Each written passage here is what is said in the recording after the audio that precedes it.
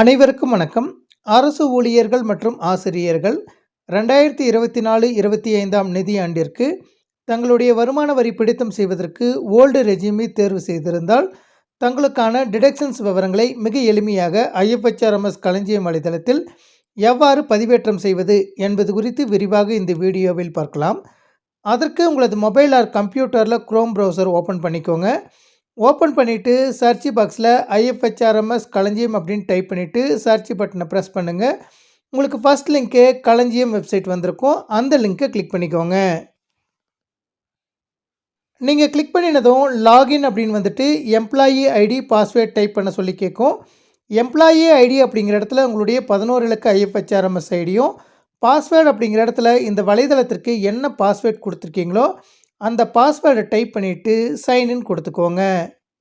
நீங்கள் சைன்இன் கொடுத்ததும் உங்களுடைய லாகின் பேஜ் வந்திருக்கும். அதில் அப்ளிகேஷன்ஸ் அப்படின்னு வந்துட்டு மூணாவதாக எம்ப்ளாயி செல்ஃப் சர்வீஸ் அப்படின்னு ஒரு ஐக்கன் வந்திருக்கும். அந்த ஐக்கனை கிளிக் பண்ணுங்கள். நீங்கள் கிளிக் பண்ணினதும் அப்ளிகேஷன் எம்ப்ளாயி செல்ஃப் சர்வீஸ் அப்படின்னு வந்துட்டு அதற்கு கீழே இன்கம் டேக்ஸ் டிக்ளரேஷன் அப்படின்னு ஒரு ஐக்கன் வந்திருக்கும். அந்த ஐக்கனை கிளிக் பண்ணுங்கள்.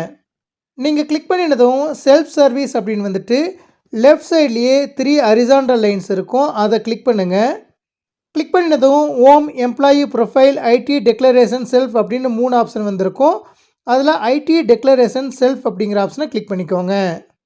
நீங்கள் கிளிக் பண்ணினதும் இன்கம் டேக்ஸ் டிக்ளரேஷன் அப்படின்னு வந்துட்டு உங்களுடைய பெயர், உங்களுடைய ஐஎஃப்எச்ஆர்எம்எஸ் ஐடி, டேக்ஸ் ரெஜிமி அப்படிங்கிற இடத்துல ஓல்டு டேக்ஸ் ரெஜிமி நீங்கள் ஏற்கனவே தேர்வு செஞ்சுருந்தீங்கன்னா ஓல்டு டேக்ஸ் ரெஜிமி அப்படின்னு வந்திருக்கும். அதற்கு பக்கத்துலேயே டிக்ளேர் அப்படின்ட்டு ப்ளூ கலரில் ஒரு பட்டன் வந்திருக்கும். அதை கிளிக் பண்ணுங்கள். கிளிக் பண்ணினதும் ஓல்டு டேக்ஸ் ரெஜிமி அப்படின்னு வந்துட்டு ஸ்டார்ட் டேட், எண்டு டேட் இந்த டீட்டெயில்ஸ் எல்லாமே வந்திருக்கும். திரும்பவும் லெஃப்ட் சைட்லேயே செல்ஃப் சர்வீஸ் அப்படிங்கிற ஹெட்டிங் பக்கத்தில் இருக்கக்கூடிய 3 ஹரிசாண்டல் லைன்ஸை கிளிக் பண்ணுங்கள். கிளிக் பண்ணினதும் ரெண்டாவதாக இன்கம் டேக்ஸ் டிக்ளரேஷன் அப்படின்னு ஒரு ஹெட்டிங் வந்திருக்கும். அந்த ஹெட்டிங்கை கிளிக் பண்ணுங்கள். நீங்கள் கிளிக் பண்ணினதும் அதற்கு கீழே other income section 80C, section 80CCD 1B, section 80D, section 80DD இது போல் உங்களுடைய டிடக்ஷன் பிடித்தம் செய்வதற்கான ஒவ்வொரு செக்ஷனோட பெயரும் வந்திருக்கும். உங்களுக்கு எந்தெந்த செக்ஷன்லலாம் டிடக்ஷன் இருக்கோ நீங்கள் அந்த செக்ஷனெல்லாம் பூர்த்தி செய்தாக வேண்டும். உதாரணத்திற்கு செக்ஷன் 80C அப்படிங்கிற ஹெட்டிங்கை நீங்கள் கிளிக் பண்ணும்போது அதற்கு கீழே 80C life insurance premium, 80CCE, 80CCG அப்படின்ற ஹெட்டிங்கெல்லாம் வந்திருக்கும். உங்களுக்கு எல்ஐசி பாலிசி இருந்ததுன்னா 80C லைஃப் இன்சூரன்ஸ் ப்ரீமியம் அப்படிங்கிற ஹெட்டிங்கை கிளிக் பண்ணுங்கள். நீங்கள் கிளிக் பண்ணினதும் premium paid, sum assured, policy number, policy start date இந்த டீட்டெயில்ஸ் எல்லாமே வந்திருக்கும்.